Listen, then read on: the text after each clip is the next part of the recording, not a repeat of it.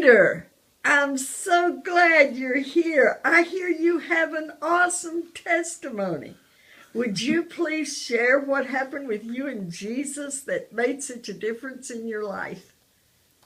Well, if you remember me, I definitely remember you. you know, the person I was, I'm pretty quick to say things. And the night that he was going to be betrayed, our Lord was going to be betrayed, we sat down for supper, all of us. And he told me something that just didn't, to me, I didn't understand what he was saying. Because I just told him how much I loved him. And that I loved him more than everybody else. And then he turns to me and he says, Peter, Satan has asked permission to sift you like wheat. But I have prayed for you, that your faith might remain strong. And when you turn around, strengthen your brothers. That didn't make much sense to me.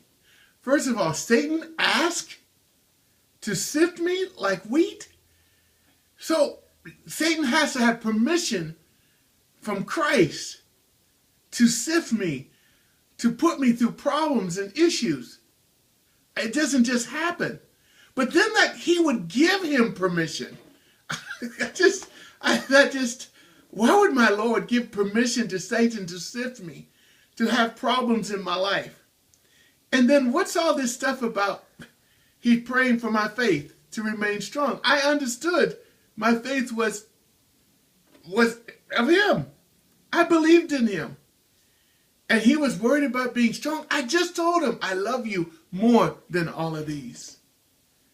And he says, I pray that your faith might remain strong. And when you're going to turn around, strengthen your brothers. So what was I turning around from? That must mean I was going to mess up. I was going to do something wrong. That maybe this sifting was going to cause a problem in my life that I wasn't going to recover from. I didn't understand. And yet before the cock crowed 3 times, no, 2 times, it didn't even take 3, 2 times, I had already denied him 3 times. And the last time I cussed. I cursed them out. I went back to the Peter I was before the Christ I knew. I was destroyed. I was without excuse. I knew my Lord. I'd walked on water with him. I'd seen him feed 5,000 people. I'd seen him take a couple of loaves and pieces of bread. And I'd seen him lift his hands to God and pray. I'd been on the mountain when he was transfigured. He'd invited me there. I was the one that got there and saw Lazarus raised from the dead 4 days after he was dead. And I was a Jew. I knew the Spirit only stayed for 3 days. That's how we believed. And yet he comes on the 4th day and he raises him from the dead. That's the Lord I knew. And yet I denied him. And I cursed them out for including me as part of him. I was destroyed. I was broken. That which I knew was true, I had rejected and I had turned away. In all my life, with all that he had intervened and all that he had done for me, for my family, for my friends, for the community, for everybody I knew, the changes he had wrought in the men I knew, I denied him. But then came that morning. I turned to my brothers and said, let's go fishing. Let's go fishing. I wasn't fishing for men, although Peter, God had promised me I would. But I wasn't fishing for no men. I went to go fishing. I knew how to fish. And I stripped myself down and fished. And I spent all the time fishing and there's no catch. Almost nothing.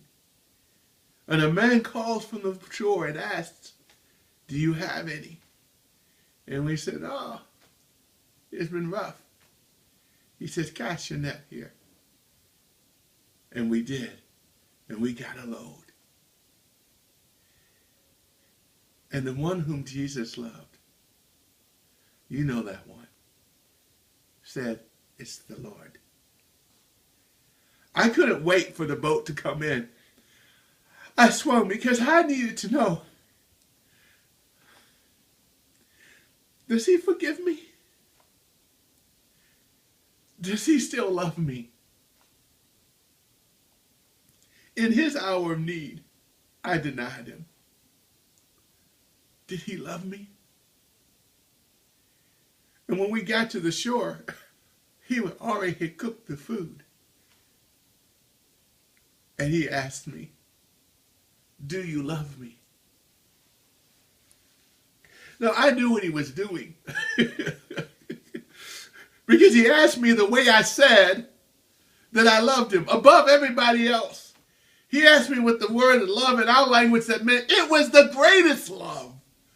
The sacrificial one, the one that I would die for you. That type of love. He asked me, do you love me like this? I could not answer him like that because I knew I had denied him. So I answered him, I love you, but on the lowest level I could. Just kind of like an acquaintance, someone I just met. I didn't know. I love you because I know I'm supposed to love you. So I love you, but I don't know you. I love you because I had fallen from that high one. I knew that pain. And then he told me, feed my sheep. Wait a minute. He's giving me a charge to feed his sheep at this high level. I don't know. I told you, I'm not sure where I love you at. Then he asked me if I loved him again. But this time he came down. Now he was talking like a brotherly love, like you feel good about each other. I love my brother. And that was awesome. I had brothers. I understood that love.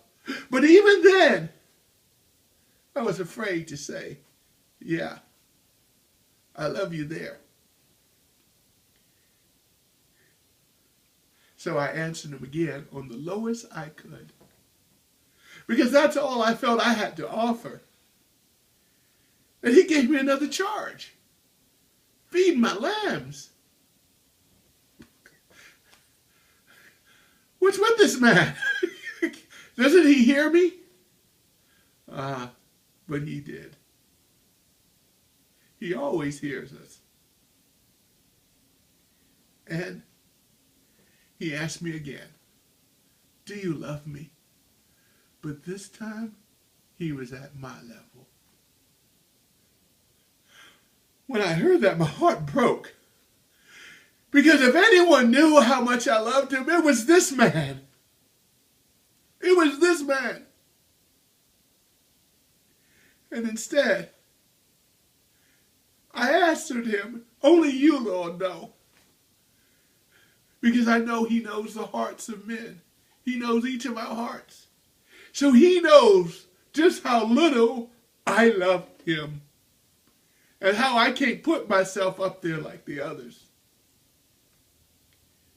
And for him to ask me that,